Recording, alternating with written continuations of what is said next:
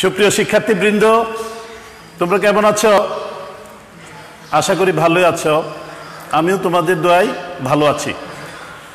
তোমরা জানো রফিকুল ইসলাম মহিলা কলেজের নিয়মিতভাবে উচ্চ মাধ্যমিক অনার্স এবং মাস্টার্স ক্লাসের সম্মানিত শিক্ষকবৃন্দের উপস্থাপনায় অনলাইন ক্লাস চলছে। এরই ধারাবাহিকতায় আজকে আমার উপস্থিতি। আমি আজকে যে ক্লাসটি উপস্থাপন করব সেটি হলো BBA honours third year, department accounting, এবং আজকের যে চ্যাপ্টারটি উপস্থাপন করব সেই চ্যাপ্টারটি হলো an introduction to cost terms and purpose. এবং আমি আজকে আমার আজকের লেসন হবে তোমাদের এই চ্যাপ্টারের নিয়মকানুন।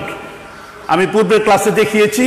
আজকে আমি একটি বই থেকে তোমাদের এক্সারসাইজ সলিউশন করে দেব। তা আমি যে বই থেকে এক্সারসাইজ সলিউশন করব সেই বইটি হলো কস্ট অ্যাকাউন্টিং, উৎপাদন ব্যয় হিসাব বিজ্ঞান, কমার্স পাবলিকেশনস। এই বই থেকে আমি তোমাদের একটি প্রবলেম সলিউশন করব। সেই প্রবলেমটি হলো এই বইয়ের পৃষ্ঠা 2/141 এবং নাম্বার এক্সারসাইজ C1। এই প্রবলেমটি আমি এখন তোমাদেরকে সলিউশন করে দেব, তোমরা মনোযোগ সহকারে ফলো করো। এখানে exercise 1, the following information has been taken from the records of Maria company. কিছু ডাটা দেওয়া আছে।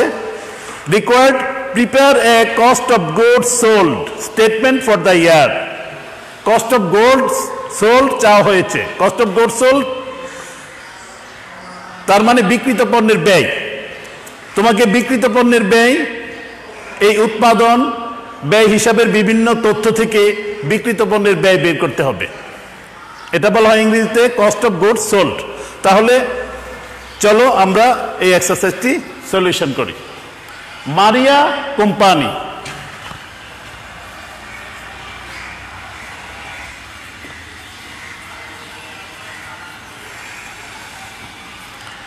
Maria Company statement of cost of goods sold.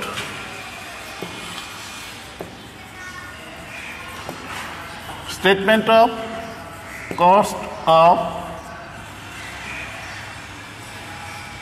goods sold. Cost of goods sold.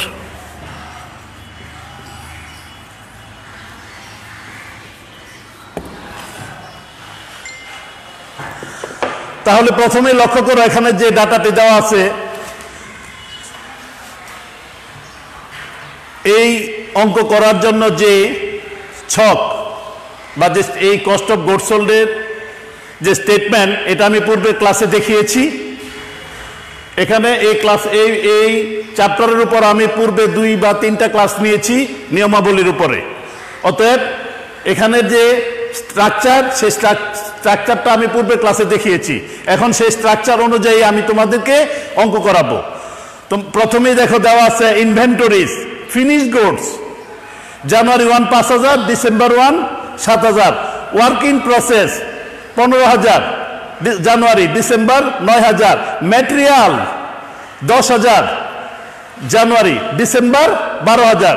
তাহলে তোমরা জানো প্রথমেই আমাদেরকে কস্ট অফ গুডস সোল্ডে material used নির্ণয় করতে হয়। আর ম্যাটেরিয়াল ইউজড নির্ণয় করতে হলে প্রথমেই আমাকে আনতে হবে opening material plus purchase less return less closing material অর্থাৎ এন্ডিং ম্যাটেরিয়াল। তাহলে এটা ছকে তোমরা পাবে। তাহলে আমি এখন অঙ্কটা করছি। প্রথমেই নিচ্ছি ওপেনিং ম্যাটেরিয়াল বা বিগিনিং র ম্যাটেরিয়াল। ঠিক আছে?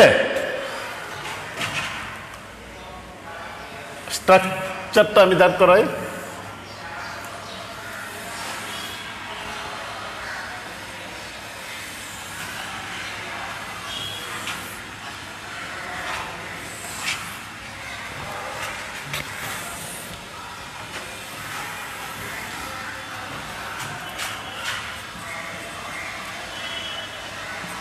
elements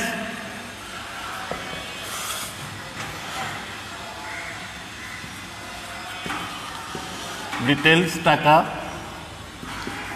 টাকা টাকা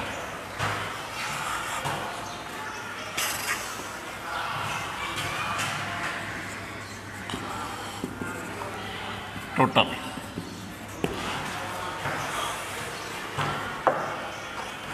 তাহলে প্রথমেই বিগিনিং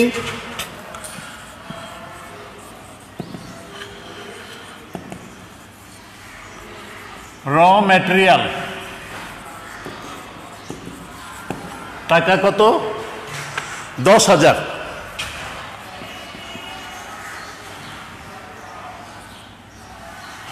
তাহলে বিগিনিং র ম্যাটেরিয়ালসের সাথে যোগ হবে র ম্যাটেরিয়াল পারচেজ দেখো র ম্যাটেরিয়াল পারচেজ কত র ম্যাটেরিয়াল পারচেজ আছে 1 লাখ তাহলে এড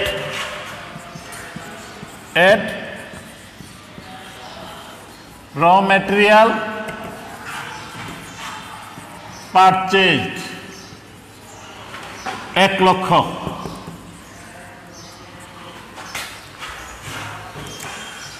তারপর দেখো এখানে রিটার্ন থাকতে পারে ডিসকাউন্ট থাকতে পারে তারপর ক্যারিজ ইনওয়ার্ড থাকতে পারে এগুলি দেখো আছে কিনা থাকলে যোগ হবে দেখো আছে purchase return and allowance 5,000 purchase discount আছে 800 তাহলে এগুলি বিয়োগ হবে আর ফ্রেটিন আছে 3,000 ফ্রেটিন 3,000 তাহলে ফ্রেটিন যোগ হবে এড ফ্রেটিন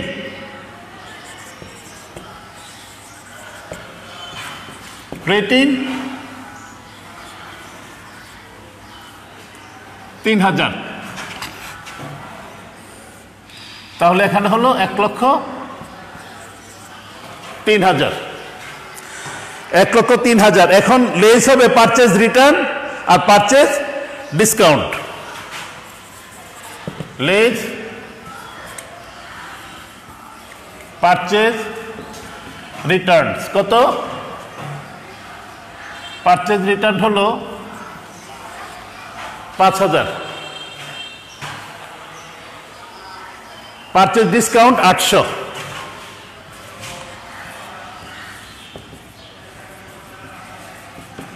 পারচেজ ডিসকাউন্ট 800 তাহলে কি দাঁড়াচ্ছে মাইনাস করে 1,03,000 থেকে বাদ দাও 5,800 1 লক্ষ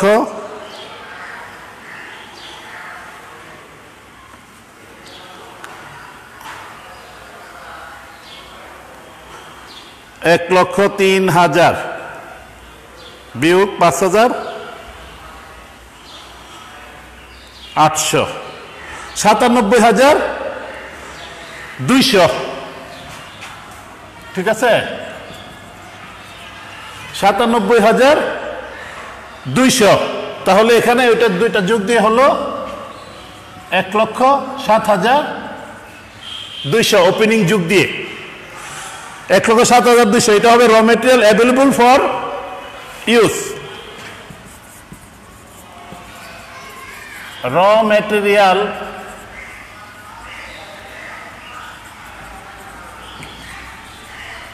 অ্যাভেলেবল ফর ইউজ হলো এই টাকাটা এখন মাইনাস হবে এন্ডিং ইনভেন্টরি দেখো এন্ডিং ইনভেন্টরি আছে কিনা এন্ডিং র মেটেরিয়ালস কত এন্ডিং র মেটেরিয়ালস 12,000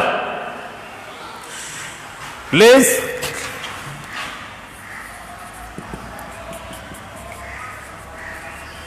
এন্ডিং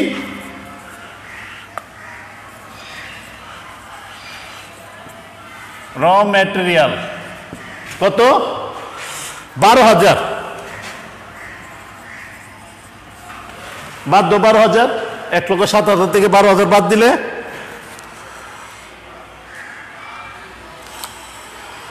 1,07,000 বিয়োগ 12,000 থাকতেছে 1,07,200 1,07,200 বিয়োগ 12,000 95,200 এখানে থাকতেছে 95,200। এটাই হবে র মেটেরিয়াল ইউজড। এটাকে বলা হয় র material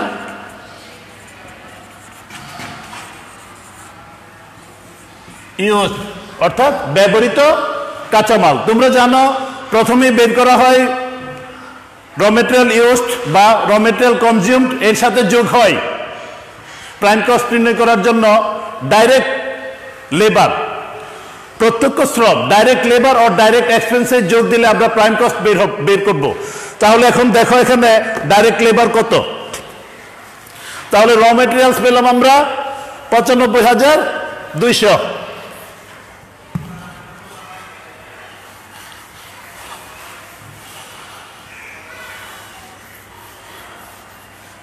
raw material used or raw materials consumed আমরা পেলাম 95,200।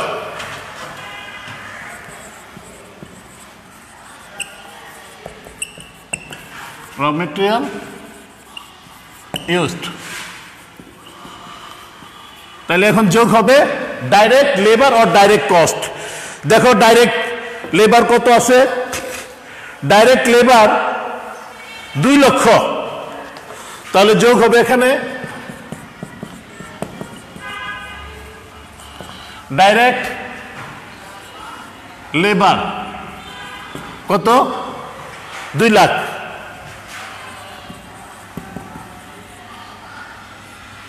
তাহলে 2,95,200। এটাকে বলা হয় প্রাইম কস্ট। তোমরা যদি এই কস্ট অফ গুডস সোল্ড নির্ণয়ের যে স্ট্রাকচারটি আমি পূর্বের ক্লাসে দিয়েছি সেটি লক্ষ্য করলেই আজকের অঙ্কটা খুব সহজ হয়ে যাবে। সেই স্ট্রাকচার অনুযায়ী শুধু আইটেমগুলি যোগ করবে, তাহলে তোমার সলিউশনটা হয়ে যাবে।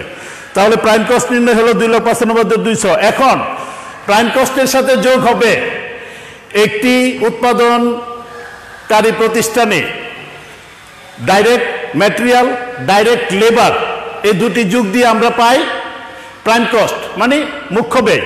এই মুখ্য ব্যয়ের সাথে যোগ হবে ওই ফ্যাক্টরি ওভারহেড, ফ্যাক্টরিতে যতগুলি ওভারহেডস বা পরোক্ষ ব্যয় সংগঠিত হবে সবগুলি পরোক্ষ ব্যয় যোগ করলে আমরা ফ্যাক্টরি কস্ট নির্ণয় করতে পারবো। তাহলে দেখো এখানে ফ্যাক্টরি বা উৎপাদন কারখানা সংক্রান্ত কি কি খরচ এখানে আছে। দেখো প্রথমে আছে ফ্যাক্টরি ওভারহেড 4,000, এড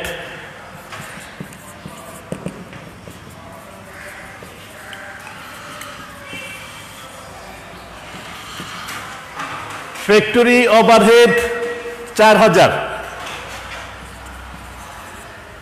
তারপর আছে other factory expenses, other factory expenses হলো 4,000। ফ্যাক্টরি ওভারহেডের মধ্যে others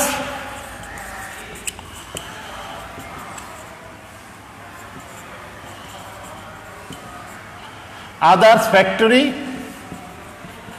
expenses 4,000, other factory expenses 4,000।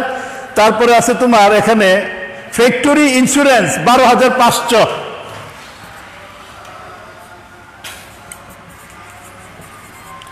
Factory insurance 12,500। আর কি আছে এখানে ফ্যাক্টরি এক্সপেন্সেস কারখানা সংক্রান্ত উপরি ব্যয়গুলি কি কি আছে? Depreciation on machinery, depreciation on machinery 40,000,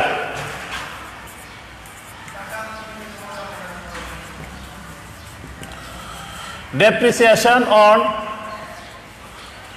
machinery 40,000। তাহলে ফ্যাক্টরি এক্সপেন্সেস আর আছে, দেখো ফ্যাক্টরি এক্সপেন্সেস আর দেওয়া নেই, তাহলে এই তিনটা যোগ করো 44, 56,500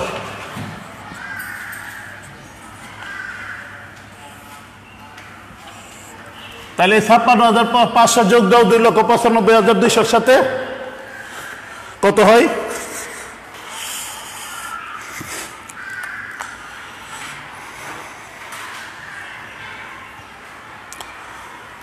$2,95,200 প্লাস 56,500 3,51,700 3,51,700 এটাই হলো factory cost or manufacturing cost.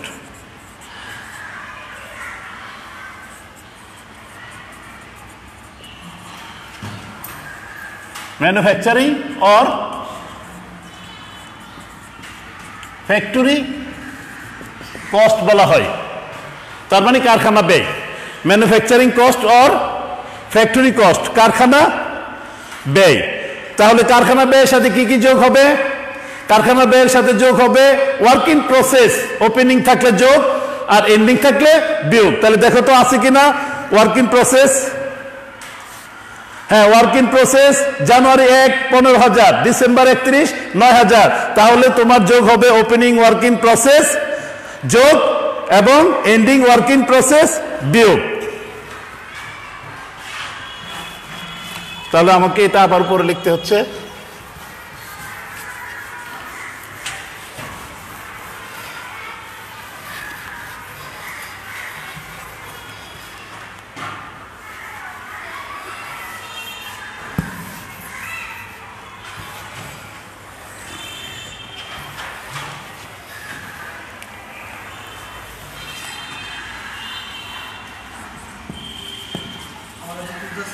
Cost of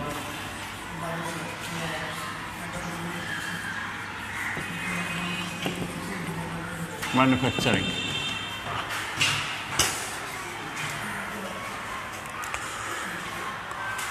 3,51,000 কত? 3,51,700।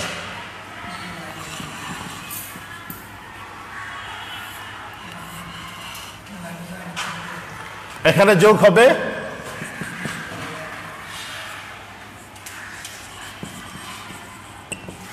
Opening work in process.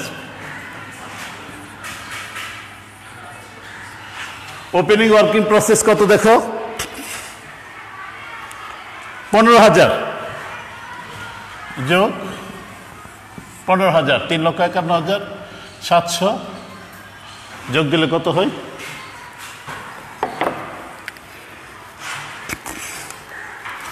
3,51,000 R 15 3,66,000 3,66,700 less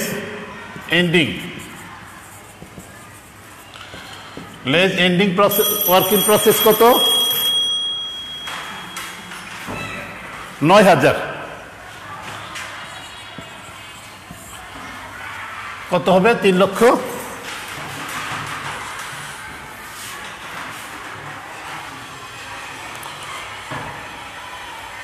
3,66,700 বিয়োগ 9,000 3,57,700 3,57,700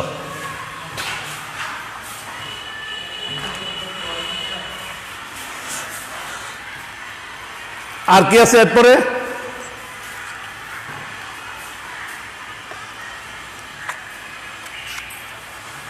তাহলে এটাকে আমরা বের করলাম প্রোডাকশন কস্ট। Production cost 3,57,700। এরপরে আমাদের যোগ হবে সেলিং অর মার্কেটিং এক্সপেন্সেস গুলি যদি থাকে প্রোডাকশন কস্টের সাথে। এর আগে যোগ হবে এখানে দেখা দেওয়া আছে finish goods opening and closing. তো কস্ট অফ গুডস সোল্ড নির্ণয় করতে আমাদের সেলিং এন্ড মার্কেটিং এক্সপেন্সেস যোগ করার প্রয়োজন নাই, ওইটা টোটাল কস্ট নির্ণয়ের প্রয়োজন পড়ে। তো আমাদের এখানে তো চাওয়া হয়েছে কস্ট অফ গুডস সোল্ড, তো এখানে আমাদের সেলিং অ্যান্ড মার্কেটিং এক্সপেন্সের যোগের কোনো প্রয়োজন নেই। আমরা ফিনিশ যোগ এবং ক্লোজিং এন্ডিং বিয়োগ করলে আমরা কস্ট অফ গুডস সোল্ড পেয়ে যাব। এখানে ওপেনিং ফিনিশ গুডস কত? ওপেনিং ফিনিশ গুডস 5000 যোগ ওপেনিং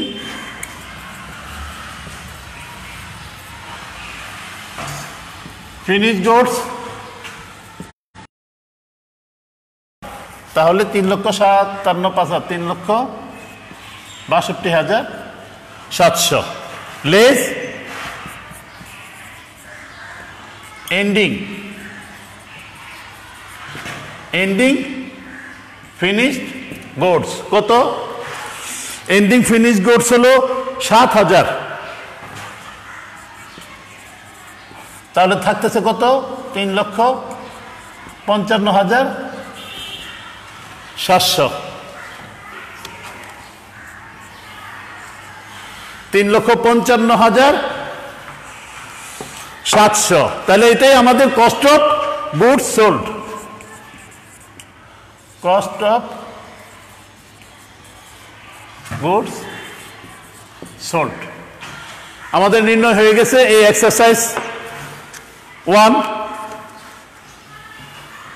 চাওয়া হয়েছিল কস্ট অফ গুডস সোল্ড, তাহলে এইভাবে নির্ণয় হলো কস্ট অফ গুডস সোল্ড। এই কস্ট অফ গুডস সোল্ড নির্ণয়ের যে স্ট্রাকচার, এটা নিয়ে পূর্ববর্তী ক্লাসে আলোচনা করেছি এবং আমি দেখিয়ে দিয়েছি। ওই স্ট্রাকচারটা অনুযায়ী তুমি এক্সারসাইজগুলি করবে। তা আমরা অনলাইন ক্লাসে যে এক্সারসাইজগুলি সলিউশন করে দেব, এইগুলি করবে। এটার সাথে সাথে বই থেকে তোমরা দেখে দেখে অন্যান্য এক্সারসাইজগুলিও সলিউশন করার চেষ্টা করবে। যদি সমস্যা হয় আমাদের সাথে শেয়ার করবে, আমরা তোমাদেরকে সহযোগিতা করব।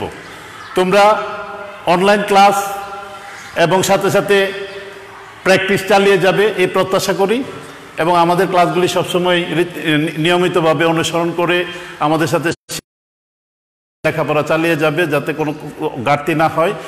তো এই আশা করি। ভালো থাকুক, তোমাদের মঙ্গল জীবন কামনা করে এখানেই শেষ করলাম। ধন্যবাদ। আসসালামু আলাইকুম।